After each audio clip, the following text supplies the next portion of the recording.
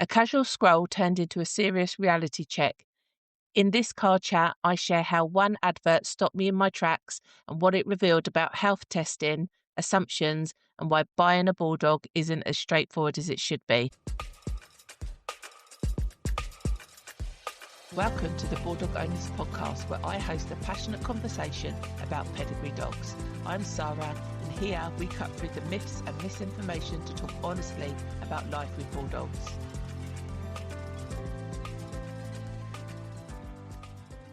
We're in the car again, people. I've got an hour in the car, so I thought, do you know what? Let's see if we can get another podcast episode done. I am always, keep my eyes open and try and keep an eye on what's going on in the wider world of Bulldogs, not just what's going on in my house and what's connected to my dogs. I'm always trying to be proactive and forward thinking, shall we say. Let's put it that way. Anyway, randomly, I was on the Pets for Homes website and I saw a female on there that sort of tickled my interest, shall we say. So normally I just go through there and look at all the quite horrendous puppies that are on there available. And yeah, just have a little nose if they're standard colours, traditional colours, have a little nose of what type they are and, that kind of thing. In the feed was a adult female. I thought, oh, do you know what? She looks quite nice, quite a nice type.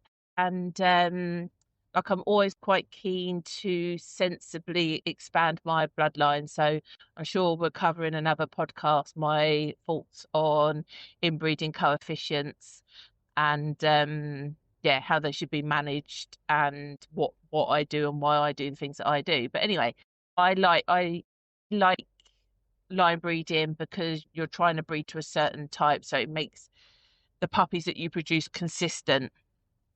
So then if you think the parents look like this, then I might get a puppy that looks fairly similar. So I'm all for line breeding. Line breeding is a form of inbreeding, but it's like a sensible, educated form of. But anyway, I digress. You can only line breed for so long, and then you should then sort of outcross to bring in new blood, but you hope that the blood that you're bringing in is quality blood, that you're not going to bring in any health problems or concerns or structural problems and that kind of thing. So it's quite hard. The outcross still has to be a really well educated outcross. For instance, I imported Gigi from Norway. Now that was it wasn't necessarily an outcross because her grandsire tapped into most of the dogs that I've got at mine, but she had some amazing assets that I wanted, such as her amazing long tail, really nice long neck on her, colour that I liked as well. Temperament is always spot on. So it was sort of like an outcross and then a sort of educated outcross. So it was worth importing her into the country because I knew she had assets that would help my existing bloodline. So anyway, I'm always on the lookout. Saw this female on there, very unusual, typical standard colour, quite typey, well-bred pedigree after a bit of inquiring, good pedigree from another show kennel. So I thought, oh, do you know what? It's worth going to have a look at her because she's fully grown, so there shouldn't really be any surprises. What we see is what we get, and then, maybe, who knows, going forward, she'd be an asset to my breeding program. Obviously, it's always hard when you're looking at pictures to seeing a dog in reality, and a sweet little dog, like typical Bulldog temperament, but not necessarily the type that I was looking for. So in particular, she had quite a thick neck to her, which I always think the cleaner and longer the neck, the better breather you're going to get, basically. And with longevity, like over time as well, even as an older dog. Because BOAS, brachycephalic airway syndrome, they cannot have it when they're younger and then they develop as they get older. So you're sort of thinking the longer the neck, the cleaner the neck, the less chance that we're going to have those types of issues. So, she was a bit short in neck for my liking. And obviously, potentially, we thought she might be a good little girl to show, but she was a bit out of condition, so she was quite overweight. Her coat was quite out of condition. She didn't have the best of tails, so she had quite a tight tail to her, and she actually had a hernia as well. So for me, it was too many things. I thought, I don't need to bring any of those into my bloodline, even though she had other assets. She was a nice type, good substance, nice big ribs, good bone, really good top line. Like there was lots of nice things about her, but obviously I'm being super critical for the purpose of wanting to introduce bloodlines. So it was a no-go for launch. Anyway, on investigation, looking at her pedigree, I was quite surprised, if not mortified, that her heritage basically had no health testing, which I do not think is suitable in this day and age. And what it made me realise is now I get it why so many puppy people find it so difficult to buy a Bulldog puppy. Because I had naively assumed that, like the majority of show people, why would you not health test your dogs? Because to a degree, you're the ones being put on a pedestal. If there's anyone that gets it in the neck first, it will always be the show dogs. They're representing the population, even though realistically they are only like 2 to 5% of the bulldogs that are in the country. They are the ones that are always scapegoated. So to me, why give anyone any ammunition? Why would you just not health test your dogs? And then obviously just for health in its sake, why would you not health test your dogs? When the Bulldog Breed Council first put together that health awards scheme, which I think must be over 10 years ago. I think I said this in a different podcast and I need to double check, but I'm sure we're decades in now. A lot of breeders just went, well, why do I need to health test? I know my dogs are healthy. Like, I know my dogs, I live with them every day, blah, blah, blah, blah. Which is true, but you're not a vet, are you? For instance, I can look at a dog and see it walk and know it's not sound, but I don't necessarily know whether it's their knee, whether it's their hips, what's making them unsound, where a vet would be able to manipulate and do further investigation to find that out. And also there's a terminology that's used a fair bit, which is called kennel blindness. And it's that you can become blind to your own dogs because you're so used to them, and then you start assuming that all bulldogs are this way, so it's okay. And that's not the case. You're just becoming overconfident, or maybe over comforted, or over assumative, if that's the word, that your dogs are like everybody else's bulldogs. And yeah, that's most certainly not the case, especially when you judge. I mean, judging's really good to opening your eye for that, because you get to touch all the other dogs and get to assess them. And then that helps you understand what you've got at home sitting on your sofa a little bit more in a good and bad way. But to me, there literally is no excuse for anybody, full stop. If you're going to breed, there's no excuse why your dog shouldn't be health tested, because there are varying degrees of health testing.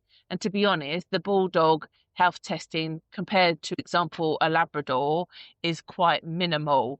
So there really is no excuses. So for instance, a Labrador, generally they get to 12 months, they would have their eyes tested. If they passed on the eye test, then they would go for hips and elbow scoring.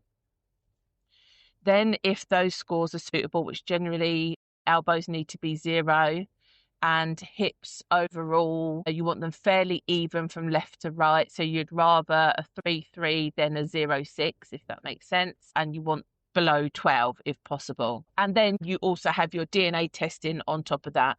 And the DNA tester panel's quite large. They test for quite a lot of things. So that can all add up, obviously. And there's no excuse about, how expensive health testing is. There's no excuse. Bulldog puppies sell for good money, so that is all covered. If you have a litter, you have a healthy sized litter and they'll survive and go off to new homes, that's more than covered quite quickly. So there is no excuse. So, and you think Labradors, okay, they're a lot cheaper and you generally have a lot more in a litter, but they're having x-rays basically, which is way more invasive than what the Bulldog health testing is, which I'm about to walk you through. This is where this will help you see a puppy advert, because they might say parents are health tested, but that could mean anything. So some people will say health testing is because they've run a DNA panel, and that means literally they've taken, it's almost like a giant cotton bud or Q-tip, and you brush it all around the gums, and that's collected the DNA. And then you send that off, and then they tell you what the DNA results are. Now, that is a form of health testing, but it's like the most simplest, basic form of health testing. You can do that at home. You can send it off, job done. Doesn't involve any veterinary professionalism or anything like that. But that can happen once the puppies are weaned, you can DNA test technically like from 4 weeks old, and which some breeders do, because then that helps them decide if they're going to keep a puppy, which puppy they might keep.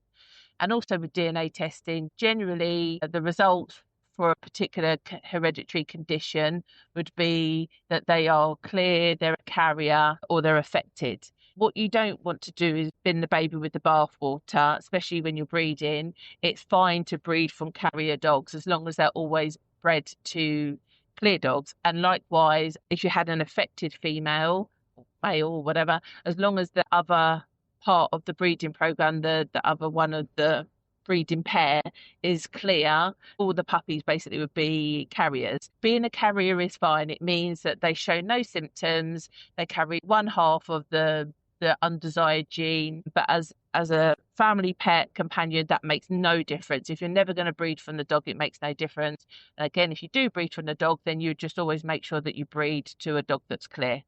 Winner, winner, chicken dinner. So very much any of my DNA testing, I pretty much just say I promise that I will never breed an affected dog, because that's the most important thing, is that affected dogs, affected DNA shouldn't really exist, because you should be avoiding that, because if you're affected, then you potentially could be showing symptoms, and then that's a unwell, poorly dog. So affected dogs technically are a no-no, but clears and carriers are all fine. But DNA is the cheapest. Well, I say the cheapest, for probably the amount of information it is the cheapest, and it can be done without anyone else having to do anything for you. The Bulldog Breed Council scheme very much encourages, it's like a bronze, silver, gold. At the lowest level, you have a nose to tail veterinary examination, where a qualified vet, so someone that's qualified in their health testing scheme, will literally look at the dog and assess it, check for structure, check for any abnormalities around the eyes, wrinkles, tails, spine, knees. They basically just give them a thorough going over from a health point of view. And then alongside that, really, you should be doing the BOAS testing, which is the RFGS, which is the respiratory function grading system, I imagine, off the top of my head. I just generally call it BOAS, which is actually like the symptom, brachycephalic obstructive airway syndrome. That's a grade 0 to 3. And again, it's information to tell anyone that's breeding. The lower the score, the better. I think if you basically got a 2/3, they're saying that the dog is clinically affected. 3s probably shouldn't be bred from. 2s are meant to only be bred to 0s and 1s. And if you've got 0s and 1s, winner, chicken dinner, as usual. But obviously the lowest score is better. And they're just saying that the lower the score, the more that they don't suffer any obstructions in their breathing. So effectively, even though they don't have a muzzle, they should breathe as well as a dog that does have a muzzle. Especially if it's like a show person, they're normally health testing clinics hosted throughout the year at shows. So I kind of feel like if you're at the show anyway, like pay the 20 quid to have the BOAS testing, pay the 65 quid to get your health certificate completed. I think the DNA panel might be more expensive, but even if it's 150 quid for multiple DNA tests, I'm sure it must be under 400 quid. Like there literally is no excuse, especially for the bronze. You can't apply until the dogs are 12 months old, which is fine, isn't it? Generally, bulldogs are bred no earlier than 3rd season or 18 months old, so that's fine. And then you can literally go bronze, silver at the same time if you've been proactive with lining up how your paperwork's all going to fall, basically, and that you get the results that you need to. Obviously, I think you need to be patella, which is your knees.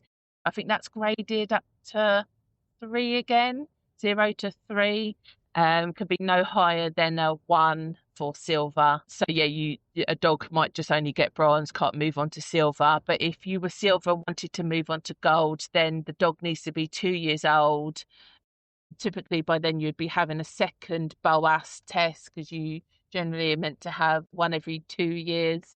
And for gold, it's a different combination of things, but whenever I've applied for it, it's always been eye test, heart test. They're pretty simple, procedures. Sit in a room and they check them and off you go. So not like the dog has to have an anaesthetic, like hips and elbows or anything like that, which is full on invasive forms of testing. And equally, don't bin the baby with the bathwater. Don't get obsessed with zeros and clears and only golds. But to me, it's more important to have generations of health tested dogs. I think I'm at 7 generations now or thereabouts. That's way more important than just one generation of health testing, in my opinion.